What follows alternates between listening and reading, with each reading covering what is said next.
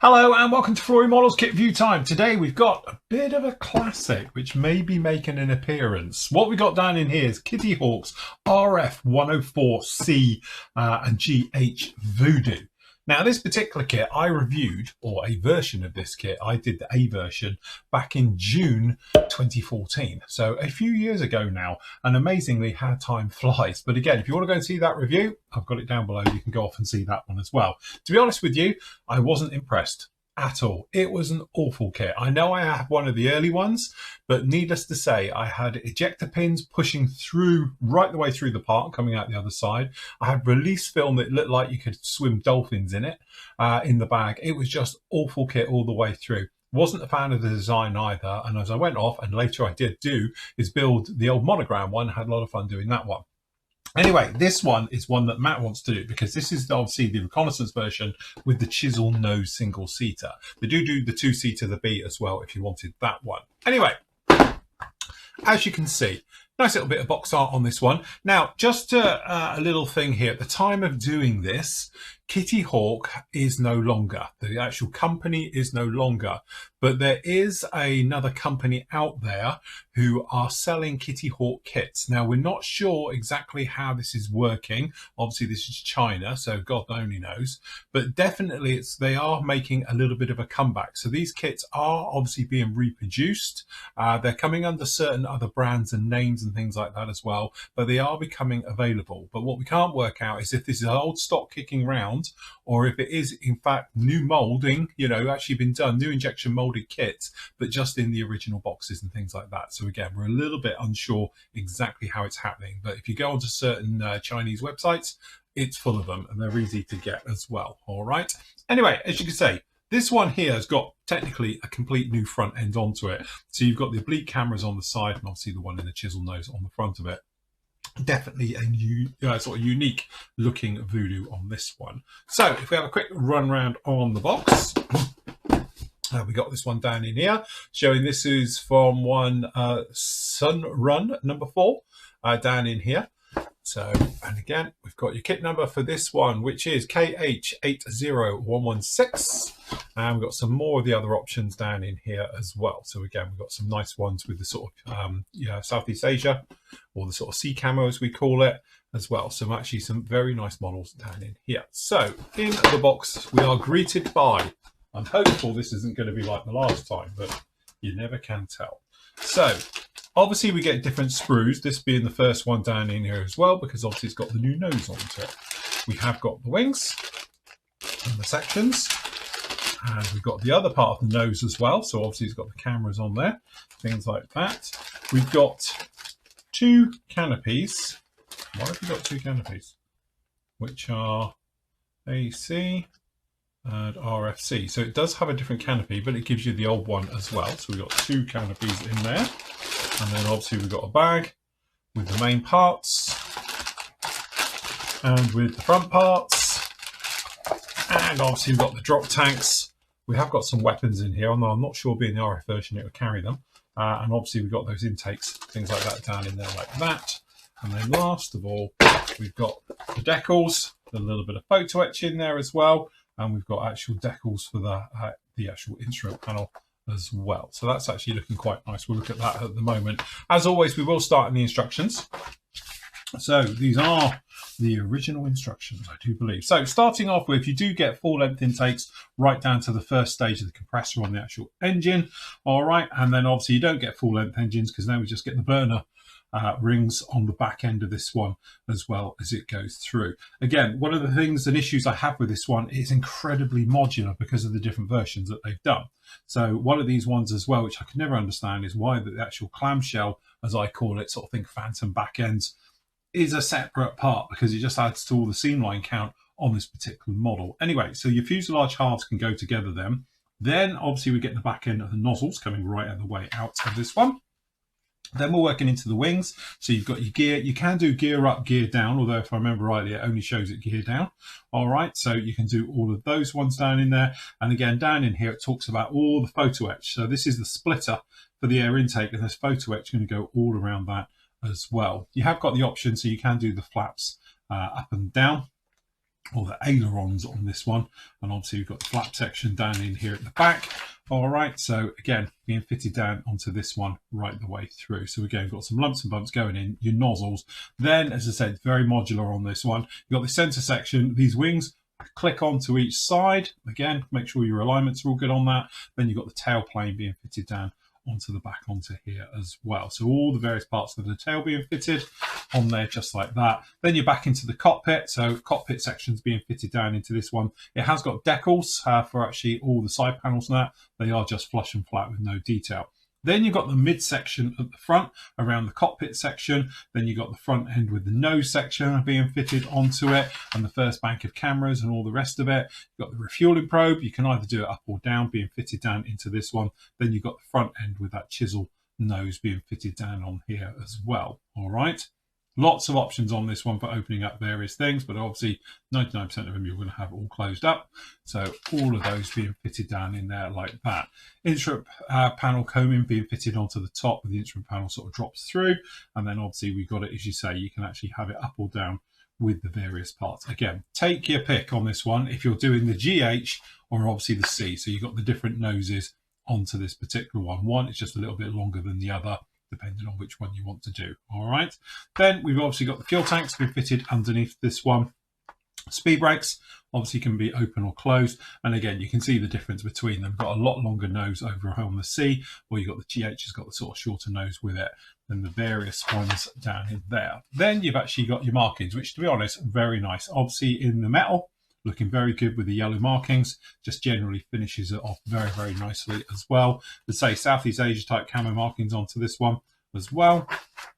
And another metally one down in here. And then last up as well, we've got this one on here as well. So again, very, very nice job on all of these ones, as you can see. So again, some nice, good options down in there. So looking at the markings, which to be honest with you, I built a couple of Kitty Hawk kits, and to be honest, I never had a problem with the decals. The decals are always very nice. I can get it here.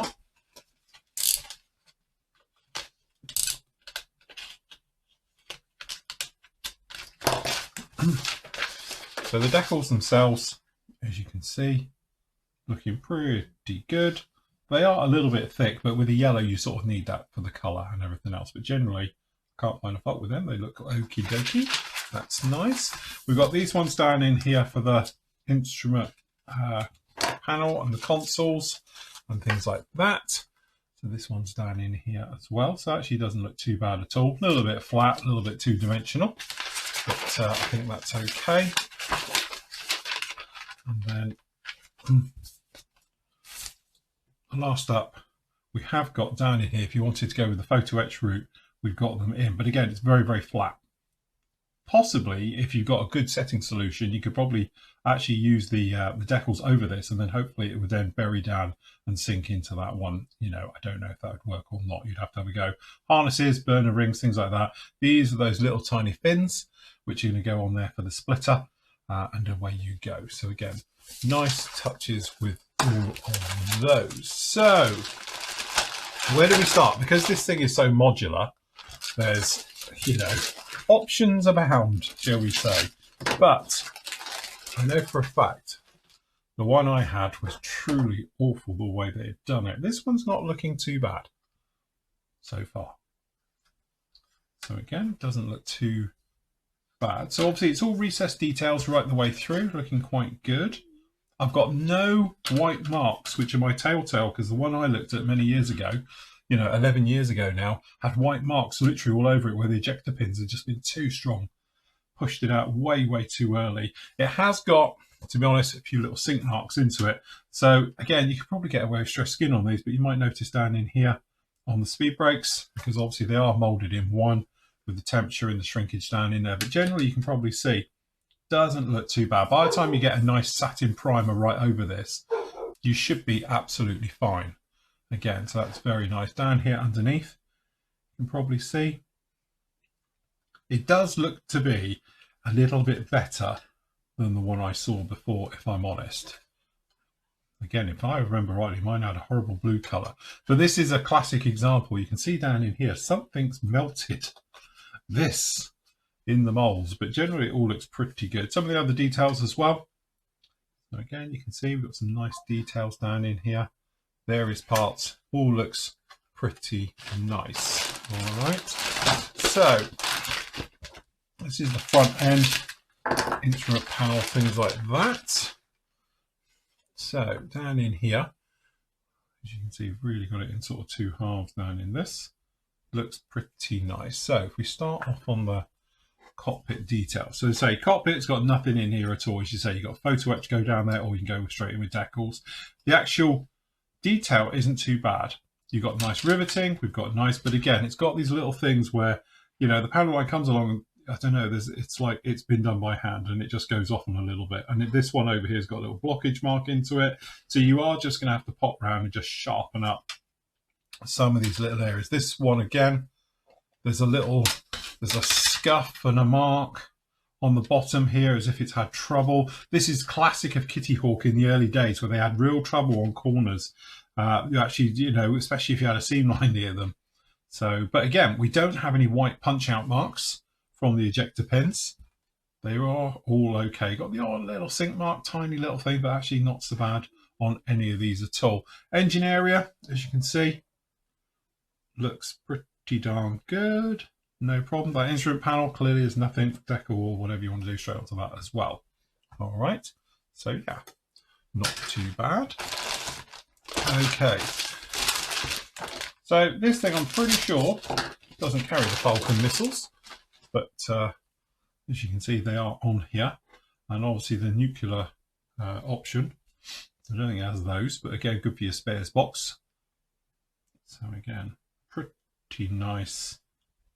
And again, yeah, this is definitely an improvement over the first one we did with those awful punch out marks. Again, you have got to do a little bit of cleanup. So down in here, for instance, obviously with these intakes and then with the engines, you've got these huge plugs in there.